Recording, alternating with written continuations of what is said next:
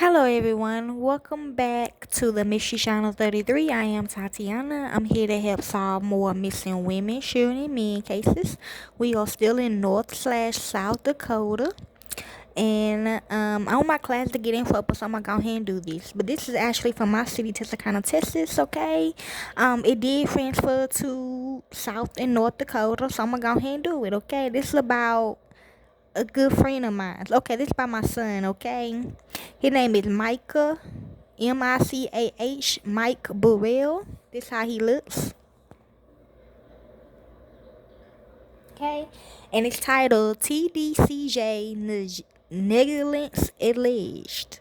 No one dies of an asthma attack. True, okay? If you know, you know, okay, what it really means to die from an asthma attack to them, okay?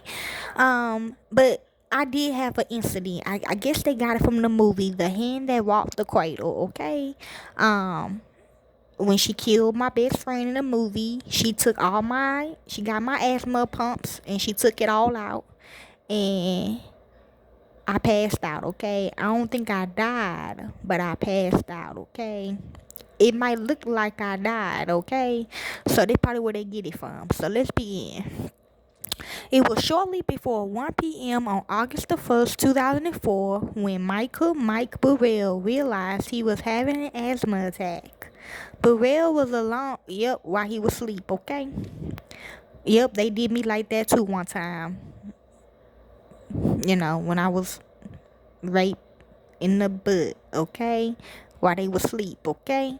Burrell was alone without any inhaler inside his segregated prison cell in the Texas Department of Criminal Justice McConnell unit in Beeville, and he needed medical help. He called out to the inmates in neighboring cells. He needed to get to the prison infirmary as soon as possible. Some would go on cremation, okay, or help, okay. Anyways, minutes went by before a guard showed up, but then Burrell was already doubled over in his cell, grasping for air. But instead of rushing the 24-year-old inmate for help, the guard left Burrell there. 40 minutes later, Burrell was still lying in his cell, struggling for breath, even though 6 guards and a prison nurse was now there, okay?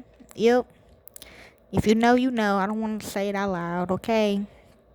It was rape, okay? Still, they didn't do anything to help. Instead, say Scott Medlock, prisoner rights attorney for the Texas Civil Rights Project, the guard stood staring at Burrell and cracking jokes, mocking him and accusing him of faking the attack. Whew.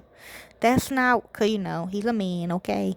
That's not what asthma looks like, one allegedly said, and the nurse rated in, telling the group that no one dies of an asthma attack. Unfortunately, she was wrong. After suffering on the floor for more than an hour with guards and a nurse watching the whole time, Burrell was taken out of his cell to a local hospital where he was pronounced dead. Burrell was just weeks shy of his 25th birthday, and in several months he would have been eligible for parole. At a press conference March the 8th, Medlock said that after more than a year of legal wrangling, Governor Rick Perry had finally signed off on a $140,000 settlement. Five, okay, not a real number, settlement between TDCJ and Burrell's family, closing a federal wrongful death suit the family brought in 2005. But while this case may be closed, Medlock said the circumstances surrounding Burrell's death are by no means unique. Since 2000, 16 inmates had died at the McConnell unit, in each death, he said, was likely preventable. Instead, a failure to show policy and to provide accurate medical attention in a timely manner was to blame in each death, including Burrell's. According to TDCJ policy, medics, for example, are never to be housed alone. A policy that McConnell unit clearly violated in large parts, okay? Yes, because of who his parents are. his family. Medlock said because then Assistant Warden Eileen Kennedy, who was in charge of administrating segregation at the unit, admitted in court proceedings that she wasn't even aware that policy existed. Further, prison officials had repeatedly failed to provide Burrell with the $60 inhaler he needed, and that likely would have saved his life. Nobody would deny that Mr. Burrell's death was tragic, said TDCJ spokeswoman Michelle Lyons. But we will argue that the medical treatment provided by TDCJ is well within that required by the Constitution. Still, Medlock said TDCJ submitted with the locks, okay, said TDCJ negligence at the McCorner facility had been implicated in at least 16 other deaths, including 6 cases of death by hanging. In May 2003, 40-year-old inmate Darrell Rayford died of hypothermia because a nurse and guards failed to pull him out of a shower after he collapsed there. Okay, that's from the movie The Shining, but yes, they do that in prisons. They will push you in the freezer, in the kitchen, and let you freeze. Yeah, it also happened on Orange is the New Black. The water temperature had climbed to 190 degrees.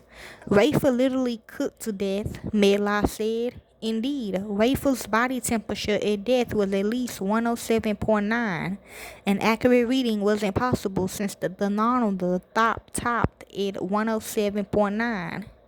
Medlock and fellow TCRP attorney Rain Croft said the McConnell cases provide stark examples of the trouble with TDCJ's medical care.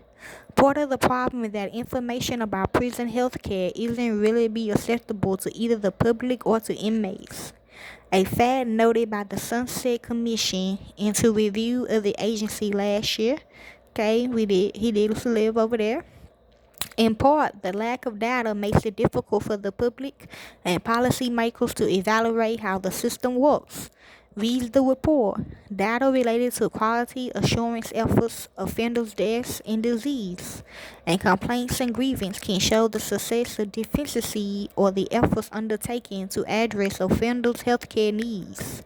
In an attempt to begin addressing these concerns, State Representative Sylvester Turner, D. Houston, filed on March the 2nd legislation, capitalized HB 2356, calling for a state comptroller audit of the Correctional Managed Health Care Committee and all of its healthcare provider contracts.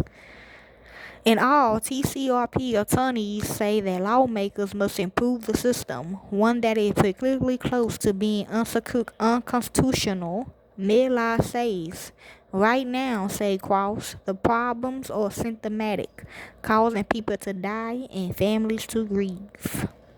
Okay, and that's all they have about my son. If you'd like to hear more into this case, you can. I don't do it for the fame or the money. I do it because it's what I love to do. And to the real families of these victims, corporate America will set you up. Thank you, peace, and be safe.